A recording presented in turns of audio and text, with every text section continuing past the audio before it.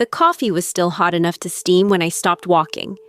I was 3 steps from the kitchen door, just coming down the hallway in my socks, and I could already smell the pot I had set brewing 20 minutes earlier. The house was quiet the way it gets on late October mornings in Indiana, that specific hush where the furnace has clicked on somewhere below you and the windows have gone gray with early light, and everything feels sealed in. I had been looking forward to that first cup. I had been looking forward to sitting at my kitchen table, maybe reading a few pages, letting the morning ease itself open the way mornings used to before my husband Frank passed. Then I heard Derek's voice through the door. He had dropped it low, the way people do when they think no one is nearby. You recognize that register. I spent 31 years in a middle school classroom, and I know exactly what a voice sounds like when it does not want to be overheard.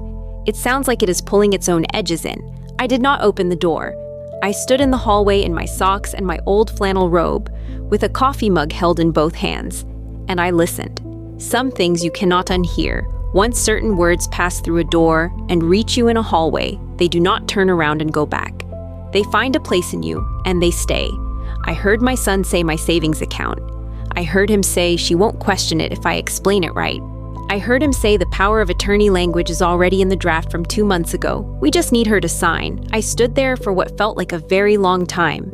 It was probably 8 seconds. Then I turned around. I walked back down the hallway. I went into my bedroom and I shut the door without making a sound. I set the coffee mug down on the nightstand. I sat on the edge of the bed. I picked up my phone. I had spent 63 years being everyone's soft place to land. I was the mother who explained things calmly, who gave second chances, who assumed the good in people, because I had seen enough of the world to know that most people are trying. I had been a wife and a teacher and a neighbor and a friend. I had buried a husband 9 months ago, and I was still learning how to sleep on my side of the bed without reaching for him. That morning, in the time it took to walk from one end of my hallway to the other, I decided to be something different. I scrolled to Richard Holt's name in my contacts. Richard had been my attorney for 11 years. I had called his office exactly 3 times in all of that, and I had never once called his cell phone directly. I called his cell phone. He answered on the second ring. If you want to know what happened next, what I found out, what I did, and exactly how I made sure my son could not touch a single dollar of what Frank and I spent a lifetime building, stay with me. I am going to tell you everything. 3 days after my meeting with Richard, Derek approached me at the kitchen table. This is what I knew as it was happening, that the kitchen table had been many things in this house over 34 years, and that it was about to become one more. The table where my son tried to hand me papers designed to take everything from me. I knew it was coming. I had been waiting, very calmly, for it to come. It was a Saturday afternoon. I had been reading at the table, which is a thing I do on Saturday afternoons, and the light was coming through the curtains at the angle that means mid-afternoon. And the house smelled of the bread I had made that morning. Derek came into the kitchen and said, "Mom, do you have a few minutes?" I said, "Of course." He sat across from me. He had a folder with him, a thin manila folder, neatly clasped. He set it on the table the way people set things down when they want you to understand that the thing is important, but not alarming. Carefully, casually, both at once. He said, "I have been talking to a financial advisor, a colleague I mentioned a while back, and he has some thoughts about your accounts I think you should hear. I want to make sure you are protected in case anything happens to you." I said, "That's thoughtful." He said, "He thinks the most practical thing is to give me formal authority over the accounts, just so I can manage things if you ever can't. It's a very standard arrangement for people in your," he paused, "in your situation." He opened the folder and took out the documents and set them on the table in front of me. He took a pen from his pocket and set it beside them. I picked up the papers. I read them. I read them all the way through, taking my time, the way I used to read student essays, looking for everything. I read the power of attorney language. I read the scope of authority. I saw Gary's name listed as secondary agent. I saw the account numbers referenced on the additional addendum page, not drafted by Richard, but by someone else. I set the papers down. I looked at Derek across the kitchen table. I said, very quietly, "I already spoke to Richard." The silence that followed was the most informative silence I have experienced in 63 years, and I have spent 3 decades in classrooms where silence communicates a great deal. Derek's face did something complicated. First, a brief stillness. The stillness of a machine encountering an unexpected input. Then a smile that appeared and did not quite reach where smiles should reach. He said, "What do you mean? Richard Holt? Why?" I said. "Because I needed to speak to my attorney before signing anything." I said it very simply, the way you say something that is just a fact. He said, "I'm not trying to do anything against you, Mom. This is just practical planning. You know I would never." I said, "I know that is what you are saying." He heard the distinction. His smile changed composition. He said, "I don't understand why you're treating this like something suspicious. I'm trying to help you. I'm the one who came back here when Dad died. I'm the one who's been here."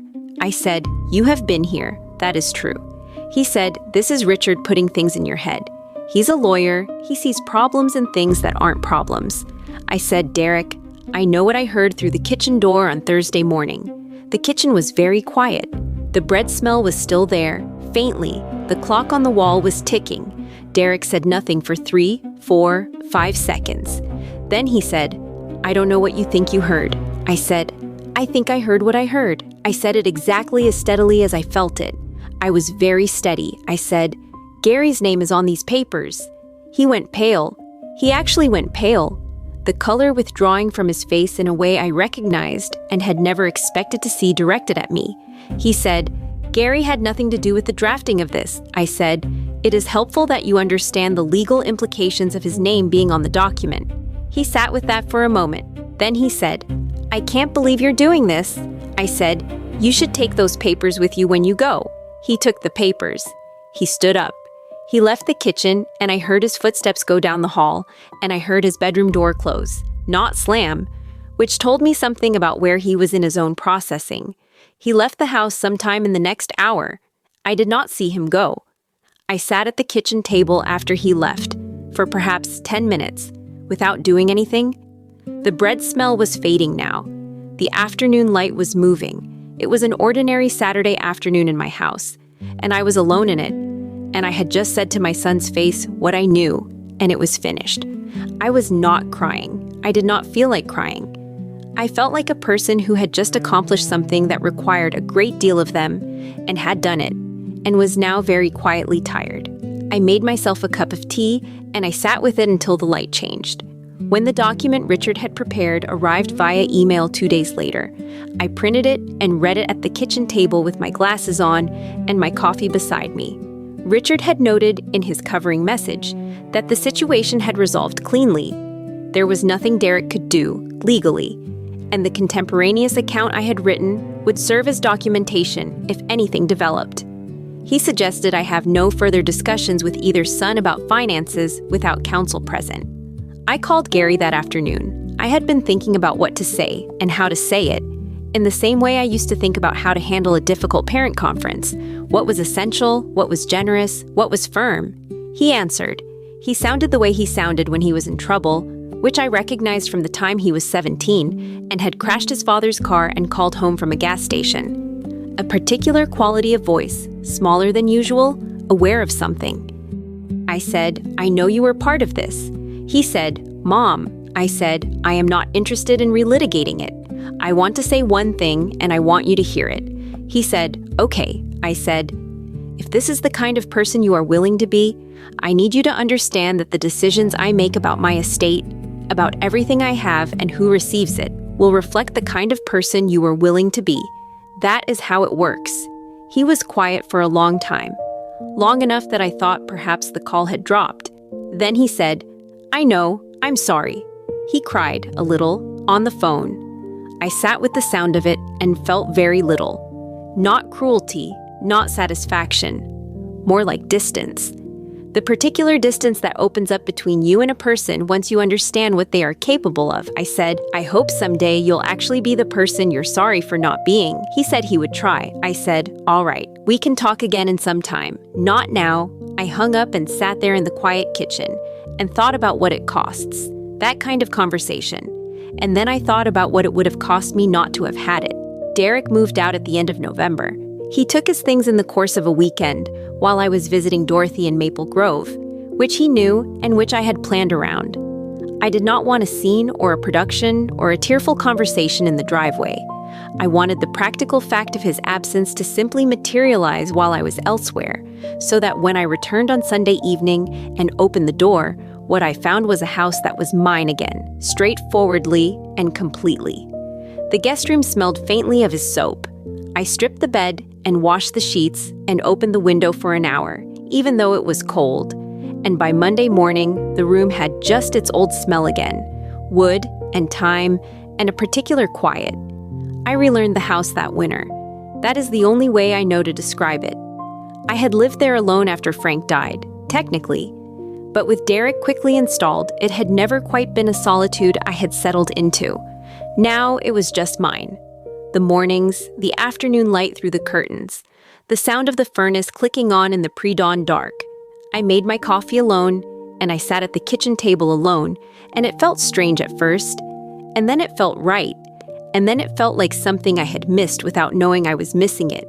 The morning was the best part. I started earlier than I used to, by choice.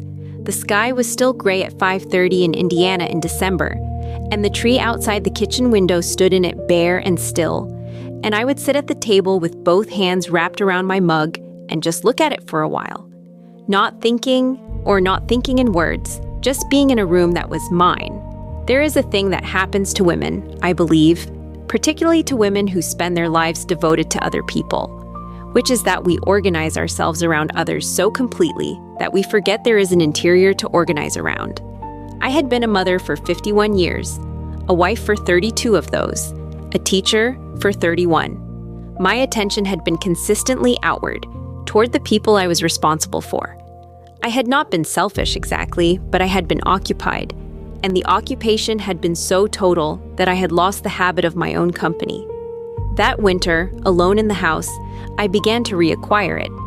I had lunch with Richard and his wife Margaret on a Thursday in December. She had called and invited me, which surprised me. I had not known her well and had assumed our relationship was professional by adjacency, but she called and said she wanted to have me to lunch if I was free, and I said yes, and it was a very easy afternoon. She cooked a good soup, and we talked about books, and about her orchids, and about what it is like to be married to someone who hears too many terrible stories. Richard was warm and less lawyerly than he was in his office, and I left their house feeling something I can only describe as belonging, the sense of being exactly in the right place, an uncomplicated feeling I had not had in some time.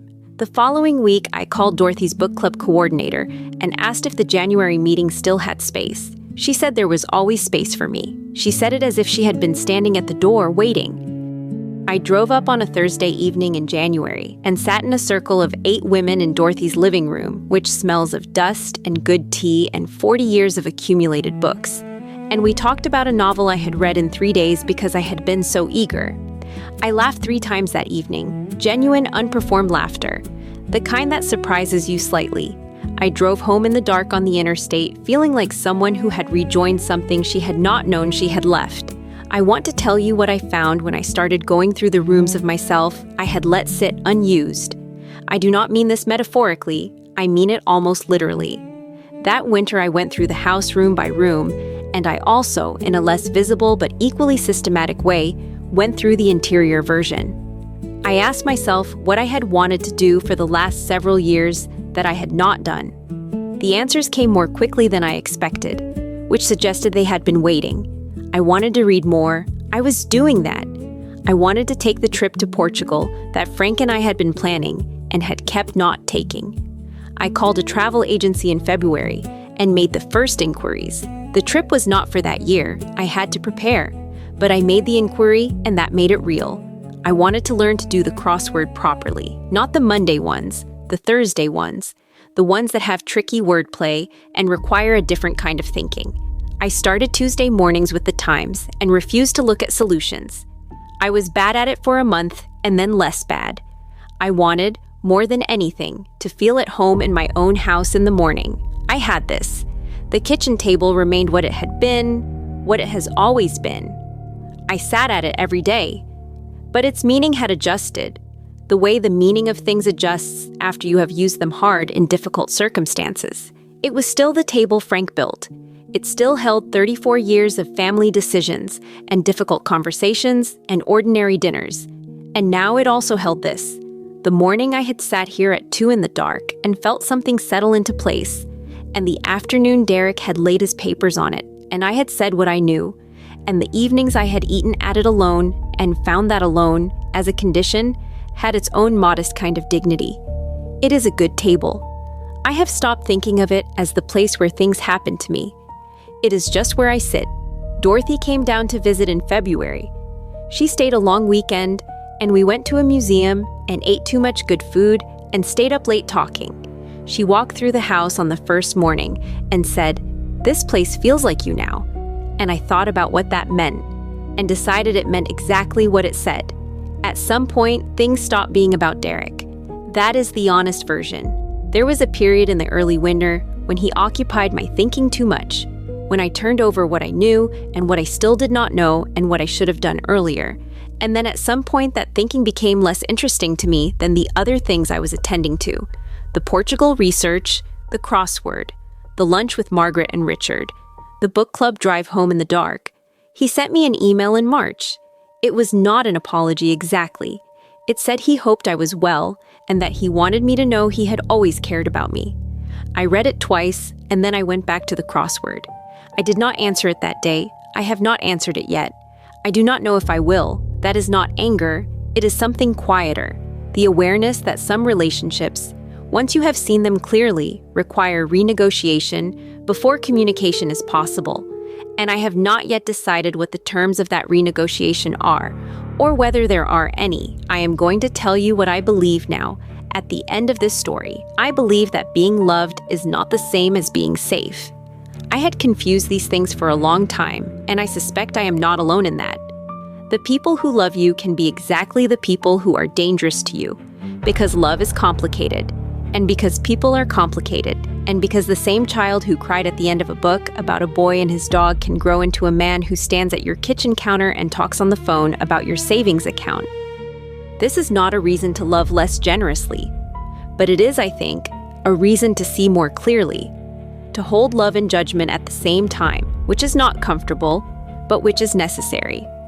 I believe that the right response to discovering betrayal is not shock, or not only shock. Shock is appropriate for a few minutes. After the shock, what is called for is action. I called Richard 8 seconds after I had processed enough of what I heard to understand it. Those 8 seconds of standing in a hallway feel, in retrospect, exactly the right amount of time to spend being stunned before deciding to move. I believe that our accounts, our houses, our savings, the things we built across decades of work and thrift and planning, belong to us. They are not anyone else's patience being tested. They are not anyone's inheritance waiting to be accelerated. They are ours, and we have every right to protect them. And we should, and the systems that exist to help us do that, the lawyers and the bankers and the legal structures, are for us. They work when we reach for them. I believe in Dorothy. I believe in the book club on Thursday evenings, and the crossword on Tuesday mornings, and the Portugal trip that will happen this fall. I believe in lunch with people who tell you the truth in a voice you can hear. I believe in the kitchen table at 5:30 in the morning when the tree outside is bare and still, and the coffee is hot, and the house is quiet, and all of it belongs to me. If any of this sounds familiar to you, if you have sat at your own table wondering whether what you felt was real, whether what you saw was what it seemed, whether you were being too careful or not careful enough, you are not being too careful. What you feel is real, and the first call to make is the right one. I want you to share this story with someone who needs to hear it. A friend, a sister, a neighbor who is wondering whether she can trust her own instincts. Leave me a comment below and tell me about a time you trusted yourself when it was hard. Subscribe if you want to hear more stories like this one, because there are more. Like it so others can find it, and share it, because the people who need it are real, and they are out there. Take care of yourself. Take care of your table. My son Derek came back into my life 18 months before that October morning, and I will be honest with you, I was glad. I want you to understand that, because the rest of this does not make sense without it. Frank had died in January, Pancreatic cancer, 4 months from diagnosis to the end, and every one of those months had been an education in how fast a life can change. Frank had been the steady one, the one who kept the calendar and paid the bills on time and knew where things were. He was the kind of man who remembered where you last put your glasses. When he was gone, I had to learn to be both of us at once. And I was 63 years old and tired in a way I had not been in a very long time. Derek called me 3 weeks after the funeral. He had been living in Columbus, working in some sales capacity he was always vague about, and he said he was between apartments and did I have the room? I said of course. He said it would only be a few months. That is what everyone says when they move back into their mother's house. A few months. I did not hold him to the timeline because I was not being rational about time just then. I was still learning which sounds in the house were normal and which were just silence wearing Frank's clothes. Derek is 53 years old now, though that fact has always surprised me slightly, the way my children's ages do. In my mind, they occupy some version of themselves that is right around 12, right around the age where I could still understand them entirely. Derek at 12 had been a funny, thin boy who read Calvin and Hobbes comics and cried at the end of Where the Red Fern Grows, and made the most beautiful birdhouses in shop class. He had been at 12, one of the better people I knew. I do not say that to be sentimental. I say it because it is the truth of who he was, and who I thought I was getting when he came home. The early weeks were genuinely good. He helped carry some boxes out of the garage that I had been avoiding since Frank died. He cooked dinner twice a week, nothing fancy, but he made the effort. He sat with me at the kitchen table and we drank decaf, and he told me about Columbus, and I told him about the neighbors, and we talked about Frank the way you have to talk about someone you have lost, circling them slowly, telling the same 12 stories until they do not hurt quite as much. The kitchen table is a thing in this family.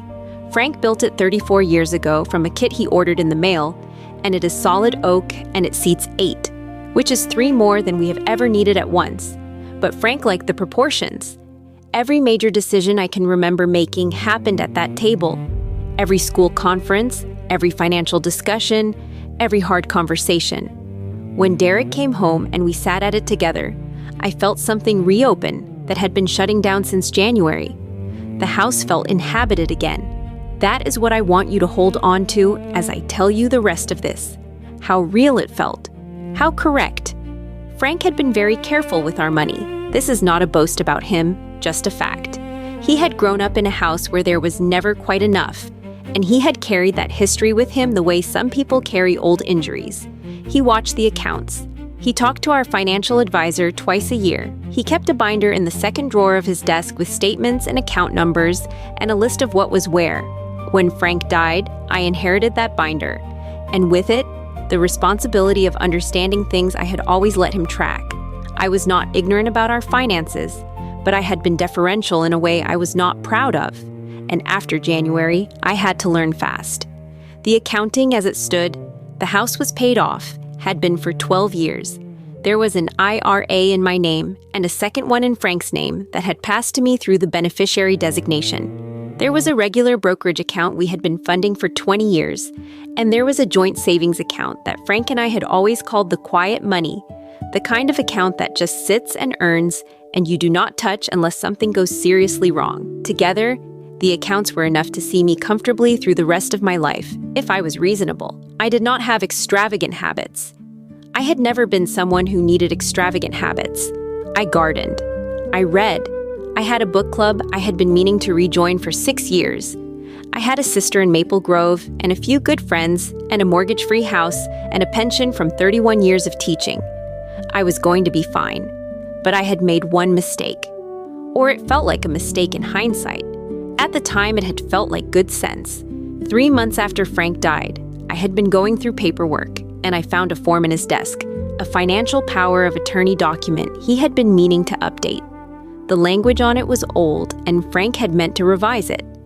I called Richard Holt's office, and we had a brief conversation, and Richard had sent over a new form, and I had filled it out in a way that was, in his words, a reasonable preliminary document while I figured out what I wanted to do long term. I had listed Derek as the agent. It had seemed logical. He was right there. He was helping me. Gary, my younger son, was in Phoenix, and I had not spoken to him in depth in 4 months. Derek was the available one, the present one. the one who had come home when I needed someone. I did not think of it as power of attorney in any significant sense. I thought of it as a formality, a piece of paper that would allow Derek to handle things in an emergency. It sat in my file cabinet in the office, unsigned by me, just a draft, only the preliminary version. I had not told Derek it existed, but he had been in that office. He had helped me move boxes into that room in the first weeks after Frank's things were boxed. He was, I realized later, the kind of person who always knows where things are, the same way some people are always watching when you put in your PIN. The question started in August. Not alarming questions, not at first. Derek had always been financially curious in the way people are when they have not been particularly responsible with money themselves. He asked me once about the IRA, what the difference was between the two accounts, whether I had thought about consolidating. I explained the basics. It did not strike me as unusual. He was middle-aged himself. He was probably thinking about his own retirement, or lack of it. And I was the nearest example of someone who had planned things through. In September, he mentioned a financial advisor, a friend of a friend apparently, someone who specialized in estate planning for seniors. I said I was happy with the firm Frank and I had used, which was true. Derek said the industry had changed, and it was worth getting a second opinion. I said I would think about it. I did not think about it. In early October, he asked me, without quite asking me, whether I had ever thought about moving the brokerage account into something more accessible. I remember the specific phrase, something more accessible. I did not ask him to clarify what he meant. I said the advisor Frank and I trusted had reviewed the allocation last year, and we had left it alone. Derek said that made sense. The thing about warning signs is that they are rarely unfamiliar. They look like ordinary conversation with a slightly off-color accent. I had recognized them in 12-year-olds for decades. A student who asks one too many questions about the test before it happens. A parent who is very friendly right before they need something. You know something is gathering even when you cannot name it yet. I knew something. I want to be clear about that.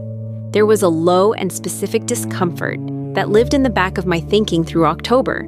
The same sensation I used to get at the beginning of a school year when a class was going to be a difficult one. Not knowledge exactly, not certainty, but an awareness that something in the room had a shape you had not yet put your hands on. I did not act on it. That is the thing I am still accounting for. I knew something was wrong by feel. The way you know a step is soft before you have fully put your weight on it. And I did not act. Because the person in question was my son, and I had watched him cry at the end of a book about a boy and his dog when he was 12 years old, and I was 63 and 9 months widowed, and I wanted very much for things to be other than they were. I let myself hope. I let myself ignore the questions and the advisor and the phrase something more accessible. And I went on making coffee in the mornings and sitting at the kitchen table and telling myself that whatever I was sensing was just grief. Just the hypervigilance that comes from losing someone, just a mother who was too attuned, too careful, reading intentions into things that had none. I was wrong. The day before I overheard the phone call, Derek was different in a way that I could feel but could not name. He was present. That is the word. More present than he had been in weeks. He was on his phone a lot through the afternoon, the way he often was, but the conversations were short and kept low. And when I came into the living room, he would angle his body slightly, the way people do when they do not want you to see their screen. I told myself he was handling work things. Derek had always been protective of his work calls, whatever those were this week. At dinner, he set the table. I had not asked him to. He put out the good placemats, the ones with the dark blue border that Frank had liked, and he opened a bottle of the red wine we had from the summer, a Pinot I had been saving for nothing in particular. He poured 2 glasses without asking and handed me one and said, "Cheers, Mom," and his voice was warm and easy. We ate. He had made the lemon chicken I had taught him years ago, and it was better than usual. He had remembered the fresh rosemary this time. And we sat at the kitchen table, and the windows had gone dark by then, and the overhead light made everything amber. He talked about a story he had seen about some town in Montana that was buying up all its own land to keep out developers. He was funny about it, and I laughed, and the wine was good, and the rosemary was right, and the light was that particular autumn amber that makes everything feel like it is already a memory in the making. I went to bed thinking, things are actually all right. That is the specific cruelty of what happened the next morning. The distance between dinner time and what I heard through the door was 8 hours. He had poured wine and told a good story, and I had thought things are actually all right. And 8 hours later, I was standing in a hallway in my socks, learning exactly how right they were not. I have taught enough children to know that the ones who charm hardest are often the ones with the most to hide. I knew this. I had known it professionally for 3 decades. It is a different kind of knowing when it is your own. Let me tell you what I heard through that kitchen door. Let me be exact about it, because I have been exact about it many times since. First in my own memory, then in writing, then out loud to Richard. And exactness is the only thing that has served me. The coffee had been brewing since 7. I came down the hallway at 7:45, still in my robe, and I could hear Derek through the closed door before I had reached it. His voice was low, measured, the register of someone being very careful. I had not yet processed it as careful. I had assumed it was an early call. Then I heard, "And she trusts me completely. It will not be a problem." I stopped walking. I stood approximately 8 feet from the door. The hallway is narrow, and the walls are old plaster, and sound carries in old plaster houses, the way it does not in newer ones. Everything was very still. The furnace had clicked off. The clock in the kitchen was ticking. I heard, "The power of attorney draft is already there. She put my name on it before she knew what she was doing." I heard, "Richard Holt will be a problem if she talks to him first, but she won't. She doesn't do anything without asking me now." I heard a voice on the other end of the phone. Another voice, and my mind would not let me identify it for a moment. And then it let me, and the voice was Gary's, my younger son in Phoenix, the one I had barely spoken to in months. Gary said something I could not quite catch. Derek said, "The savings and the brokerage. The IRA takes longer, but we can get there." That was enough. I did not need the next words. I had the whole picture already, the way you do when you have been doing this kind of listening long enough. It was not an incomplete picture. It was quite complete. I turned and walked back down the hallway. I am not going to describe to you how it felt in my body, because some things do not need describing, and this is one of them. You already know how it feels when someone you love becomes suddenly a person you are afraid of. It is a very specific rearrangement. Things go where they were not before. I went into my bedroom. I shut the door without making a sound. I sat on the edge of the bed. Frank's photo is on the nightstand, the one from Martha's Vineyard when he was 58 and squinting into the sun and grinning. And I looked at it for a moment. Then I picked up my phone. Richard Holt answered on the second ring. I do not know if I had expected him to answer. It was 7:53 in the morning and a Thursday in October, and I had called his personal cell phone, the one he had given me years ago, with the instruction that it was for genuine emergencies. He had meant it as reassurance, the kind lawyers offer when they want to communicate that they are available in the abstract. I had never called it. He said hello in the slightly cautious way people answer unknown calls. I said, "Richard, this is Emma." I said it very evenly. I was quite proud of how evenly I said it. He said, "Emma, good morning. Is everything all right?" I said, "No." I said, "I need to tell you what I just heard, and I need you to tell me what I should do. Can you do that?" He said, "Go ahead." So I told him. I sat on the edge of my bed with Frank's photo on the nightstand, and I told Richard Holt everything I had heard through that door, which is to say I told him the power of attorney, and the savings, and the brokerage, and the thing Derek had said about Richard himself, that he would be a problem if she talks to him first, but she won't. When I finished, there was a short silence, and then Richard said, "Emma, do not say a word to Derek today. Do not let on that anything has changed.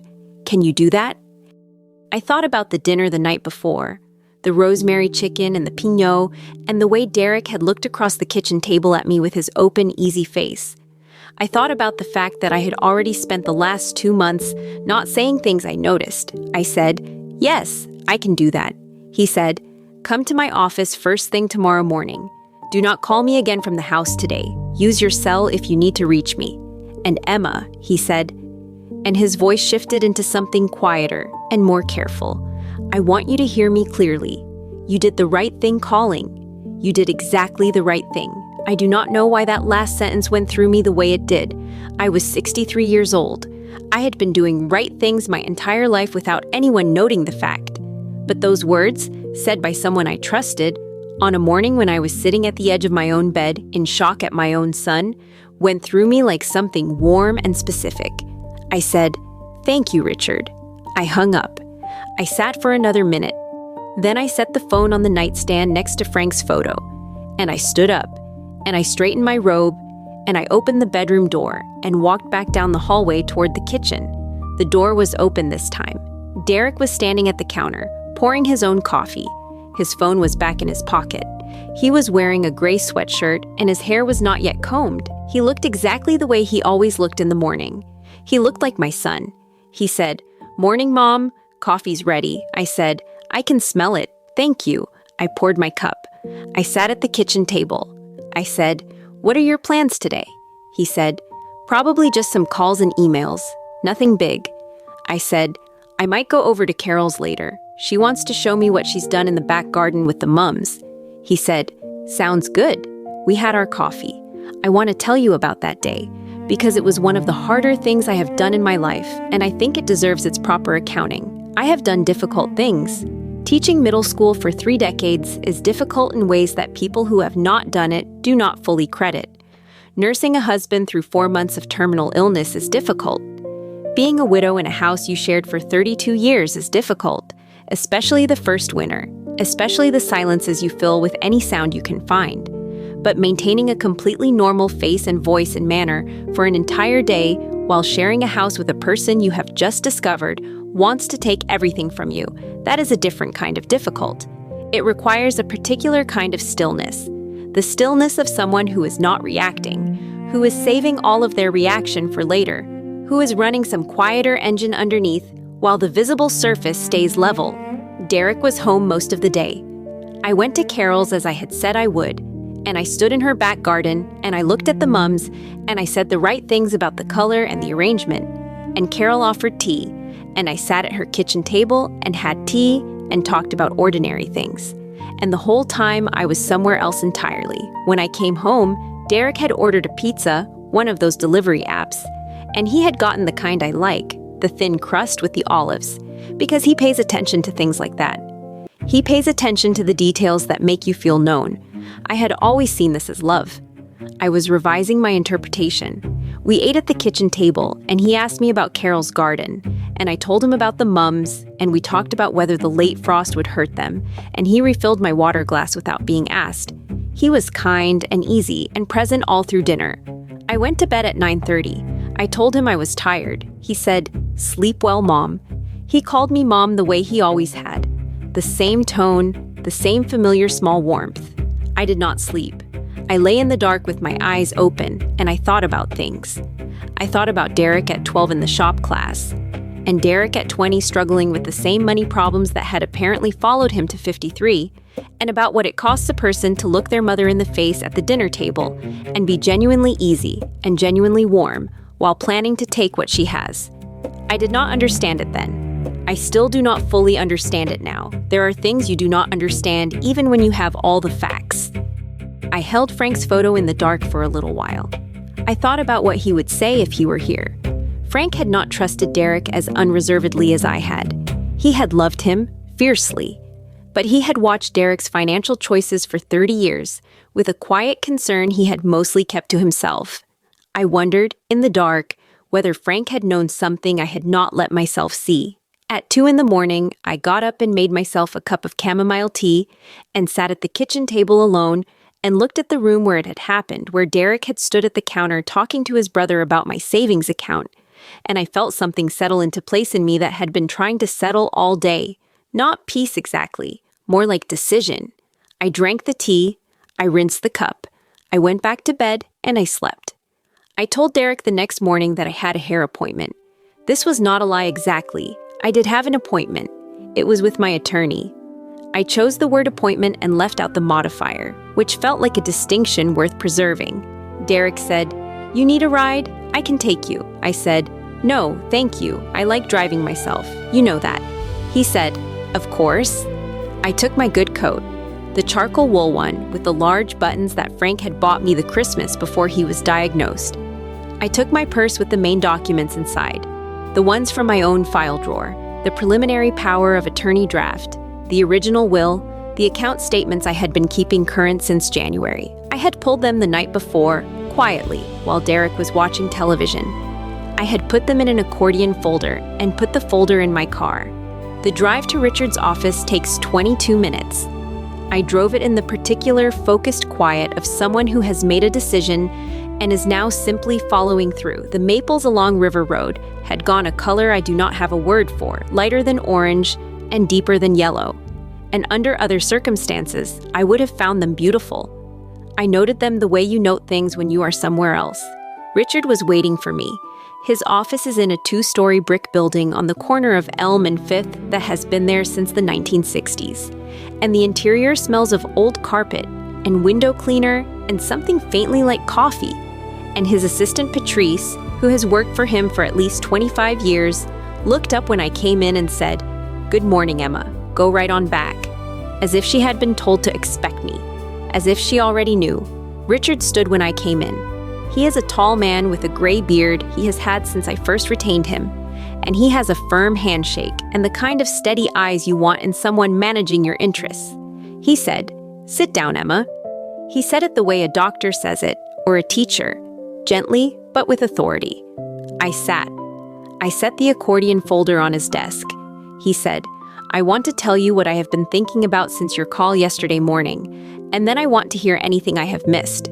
He had been thorough. He had pulled up my file before I arrived and had already flagged 3 items of concern. He explained the preliminary power of attorney draft, even unsigned by me, had language that could be argued as intent to authorize. It needed to be formally revoked. The beneficiary designations on 2 of the accounts had not been updated since Frank's death and needed immediate attention. And the brokerage account, which was the largest of the liquid assets, needed a security flag at the institution level. He slid a legal pad across the desk. He said, "Here is what I recommend we do this morning, in this order." I read the list. I said, "Yes, to all of it. Let's do it." He said, "I want you to know that what you heard was not ambiguous. What your son described on that phone call constitutes the elements of financial elder abuse under Indiana statute. You are protected. And if he proceeds with any of this, the documentation you have now started will be essential." The phrase financial elder abuse moved through me with a strange weight. I had known abstractly that what I heard was a plan to steal from me. But having it named, having it given its legal designation, its statute, its concrete category in a law that exists specifically to protect people in exactly my situation, that was different. It made it real in a way that the hearing itself had not quite managed.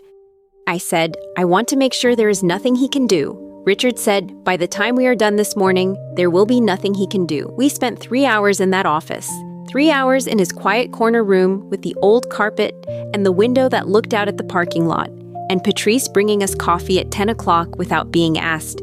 3 hours of phone calls and document reviews and signatures and a long conversation with an account manager at the brokerage firm who was careful and professional and said she had handled situations like this before, and who set up a verification protocol that required my personal confirmation for any account changes going forward. By noon, the following had been completed. The preliminary power of attorney document had been formally revoked, in writing, by me. A new document had been drafted naming my sister Dorothy as agent instead. With specifications I had chosen carefully, the beneficiary designations on both IRA accounts had been updated to reflect only those individuals I had chosen. The brokerage account was flagged. The savings account had an added security layer, requiring a second form of identification for any large transaction. Richard also suggested I begin a written account, dated and specific, of everything I had heard and everything that had led up to it. He explained that contemporaneous accounts, written close in time to the events they describe, carry significant weight. I said I would start that afternoon. I did start it that afternoon.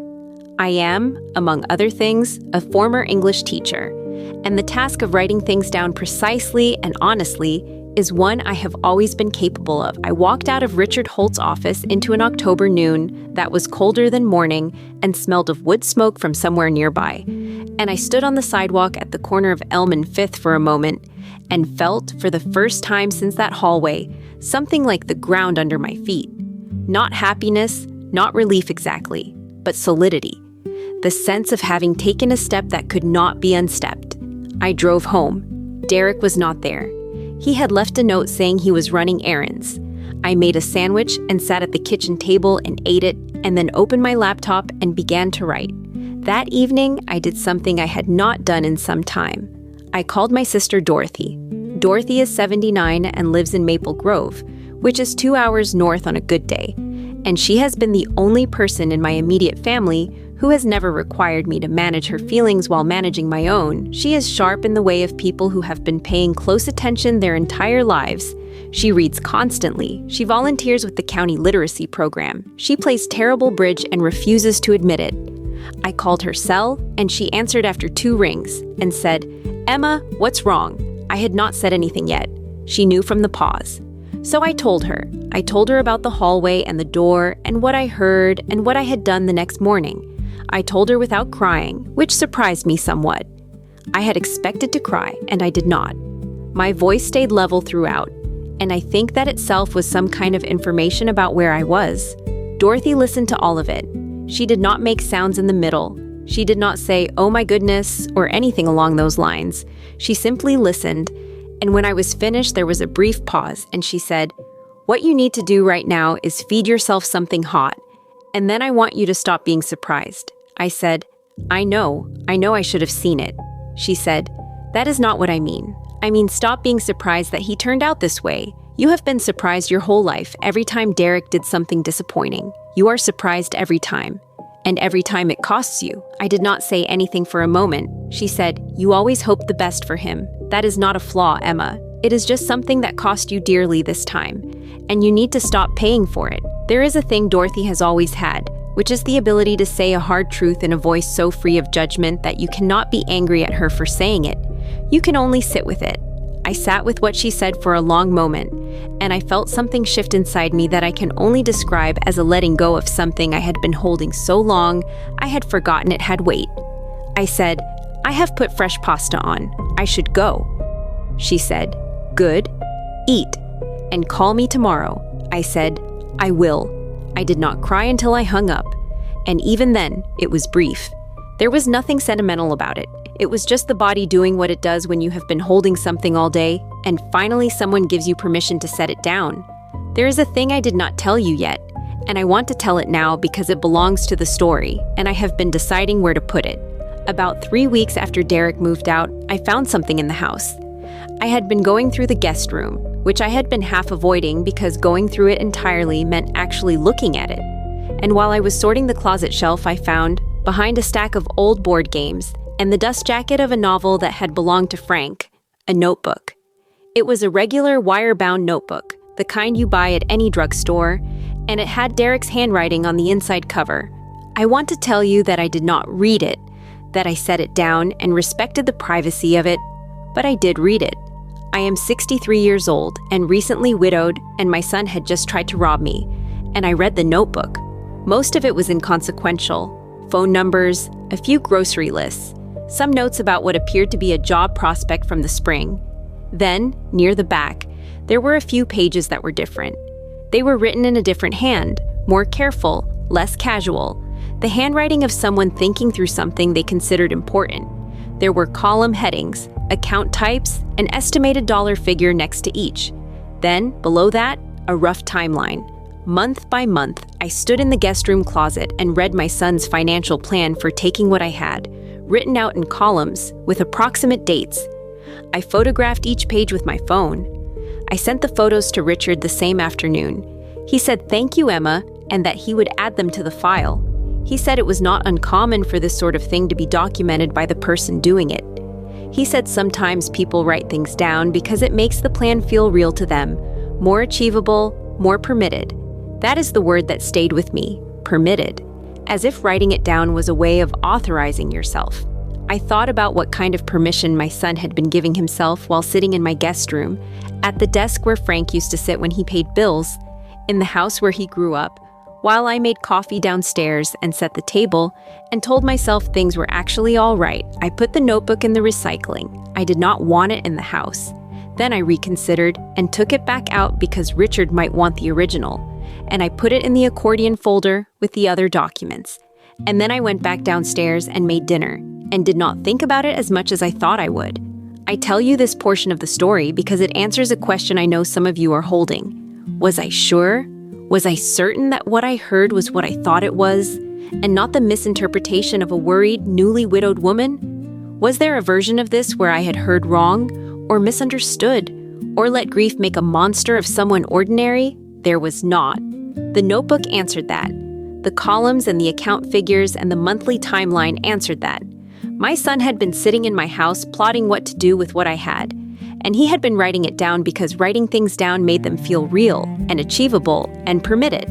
And he was wrong about all of those things, but particularly about the last one.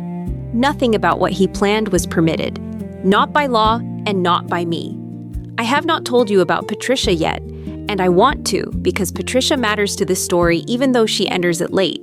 Patricia is 71 years old. She lives 4 houses down from me, in the pale blue colonial, with the clematis on the porch rail, and she has lived there for 22 years, which means she was there when Frank and I were raising our sons, there for all of it. The ordinary neighboring, and the borrowing of tools, and the brief stop and chat at the mailbox that is the actual texture of lived community. I had not told Patricia anything about what had happened with Derek. I had told Dorothy and Richard, and that had been sufficient. And I am naturally a private person about things that belong to the interior of the house. But Patricia knocked on my door in December, on a Tuesday afternoon, with a container of homemade vegetable soup and a pound cake. She said, "I heard Derek moved, and I want you to know I have been thinking about you." She did not ask what happened. She did not probe. She just stood there with soup and pound cake and thought about you as the whole sum of what she was delivering. I let her in. We had tea. I told her not everything but enough, and she listened the same way Dorothy listens, without making sounds in the middle, without saying it is so terrible or I can't believe it, just listening, as if she understood that the listening was the main thing she was there to do. When I was finished, she said, "I had a brother like that." Past tense. I said, "What happened?" She said, "He made a series of choices, and eventually I made a choice of my own." She said it cleanly, without drama, the way people say things they have had a long time to understand. I said, "That's exactly right. We had pound cake. We talked about other things. The garden, the neighborhood association, a bird she had seen in the feeders she could not identify." She left at 4:30 and said, "I'm just down the street if you want soup or conversation, in whatever order." I thanked her. I meant it. I stood in the doorway after her car pulled out, and I thought about the specific texture of what I had been given. Someone who brought food and company and did not require me to explain myself, and asked me nothing, and simply came. That is a thing worth knowing. The people who come and simply come, who bring soup and do not require performance from you in return, those people are not incidental to survival. They are a significant part of it. I called Patricia 2 weeks later and invited her for dinner. We are friends now in the correct and full sense of that word. We have coffee on alternating Sundays. She is reading her way through all of Hilary Mantel, and I am reading my way through all of Anthony Trollope, and we swap notes. She is a person, I have learned, of substantial inner life and genuine warmth, and she has been 4 houses down for 22 years, and I did not know this until December. That is one of the unexpected gifts of a terrible situation. It clarifies. It shows you clearly what is actually there, behind the ordinary movements of the day, the people who were always nearby, and the people who were never really present at all, even when they were in your kitchen. I have one more thing to tell you, and it is this. In late February, about 4 months after the morning in the hallway, I drove to visit Frank's grave. I do this on the second Saturday of every month. The cemetery is on the north side of town, well-kept, quiet, the kind of place where the groundskeepers take their work seriously. And Frank's stone is under a pin oak that was small when he was buried, and has gotten appreciably larger since, which pleases me. I like the idea of things growing. I parked and walked to the stone and stood there with my hands in my coat pockets in the late February cold.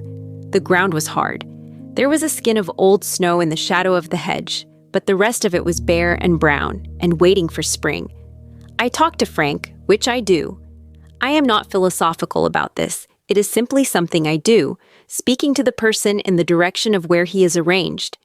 I told him about the morning in the hallway and about Richard and about the afternoon at the kitchen table when Derek laid his papers down.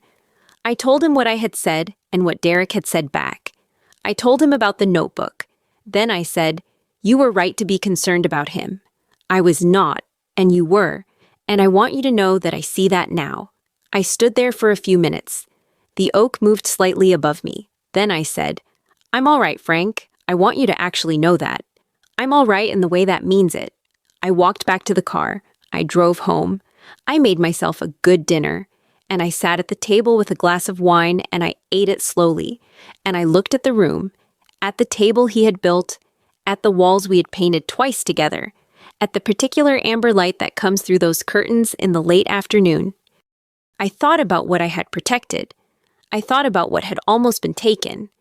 And I thought about the fact that 8 seconds is a very short time to make a very important decision. And I had made the right one. And everything since then had followed from that. You only get to keep what you are willing to protect. Remember that. And end of story. And thank you for being here.